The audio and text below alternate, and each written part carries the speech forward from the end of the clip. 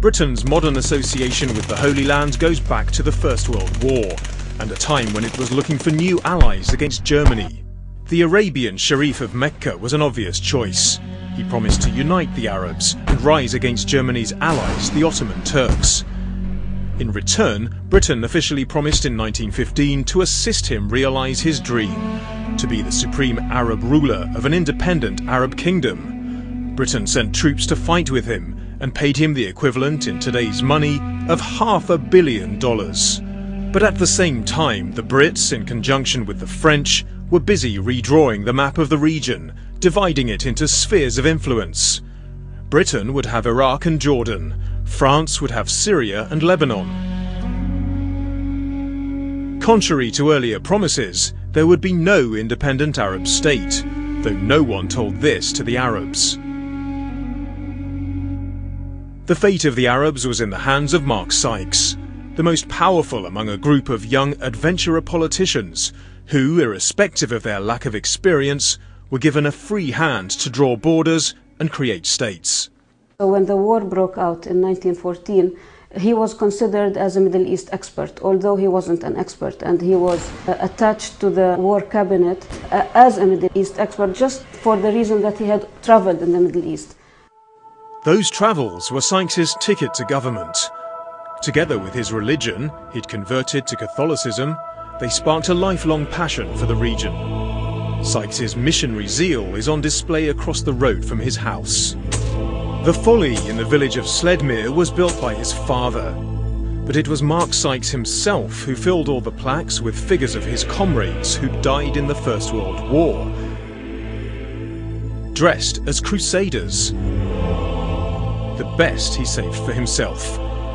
He's the crusader holding a sword and standing on the defeated Saracens, with Jerusalem in the background.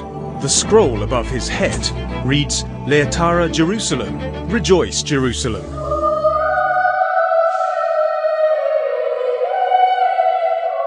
Quite a few of the British political establishment were religious, and Zionism appealed to them because of its biblical associations.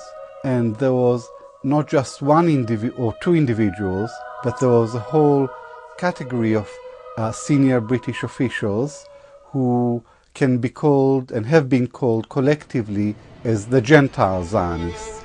Zionists, the European Jews who believed in the right of Jews everywhere to live in Palestine, were also on the lookout for allies.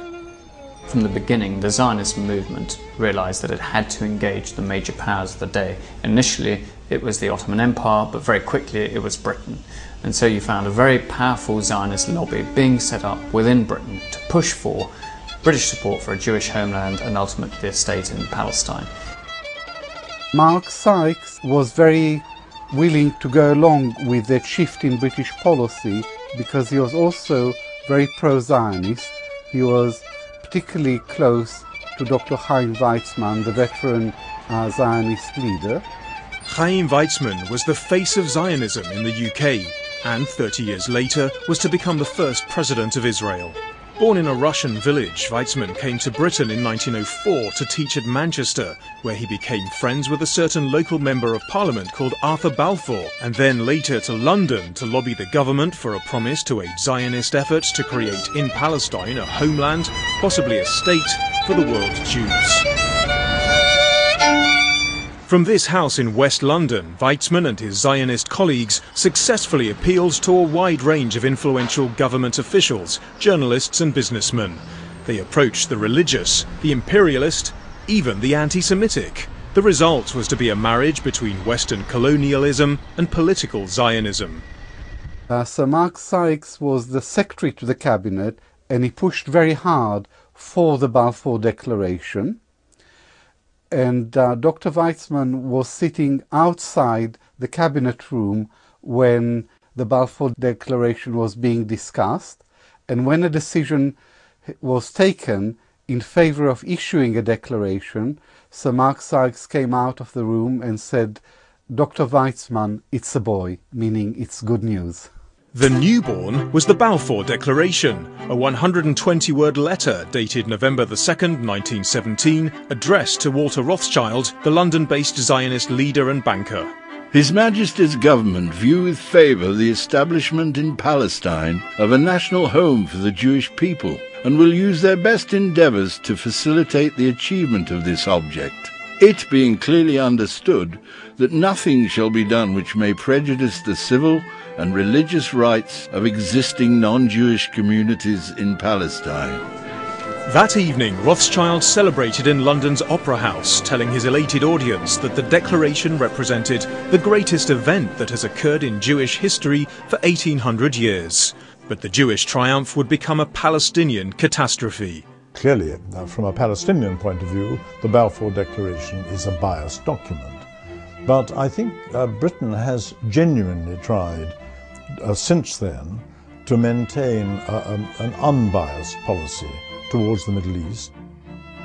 The Balfour Declaration, named after the foreign minister of the time, was not entirely of British making. The then American President Woodrow Wilson gave his support to it after being lobbied by American Zionists. Nor was the declaration principally Balfour's.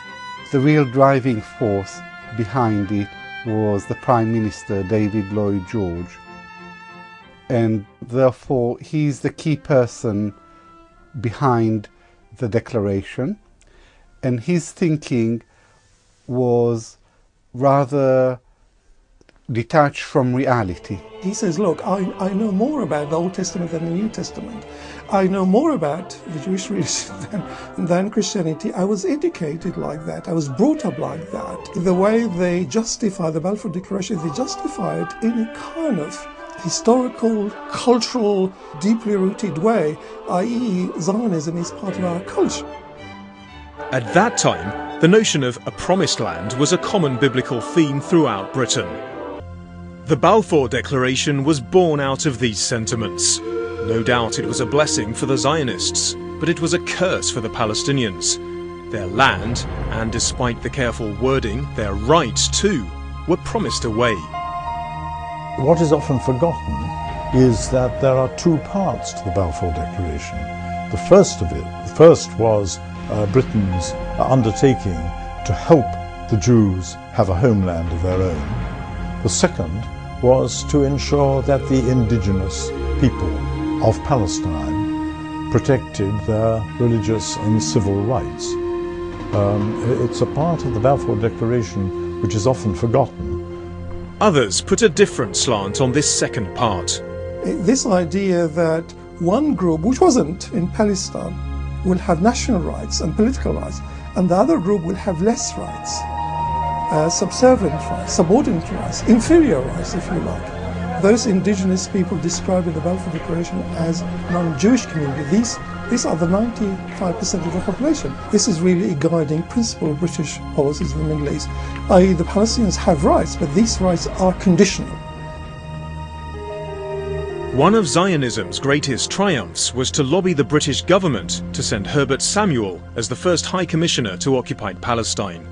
Samuel was a Jewish Zionist, and he enabled the Zionists to develop their institutions and expand their political agenda. He was very proud that under his governorship the number of settlements increased from this number to this number, and this is what he wrote reports to the British government. More important thing about settlements and Samuel is the way he allowed them to arm themselves. This was seen as the nucleus of the Haganah. British rule by mandate would last 3 decades, until May the 15th, 1948. On that day, the Jews, most of whom had arrived during that period, proclaimed an independent state and called it Israel. During the next decades, Friends of Israel organisations were established inside all the main British political parties. They were to have a huge impact on British politics and on British policy in the Middle East.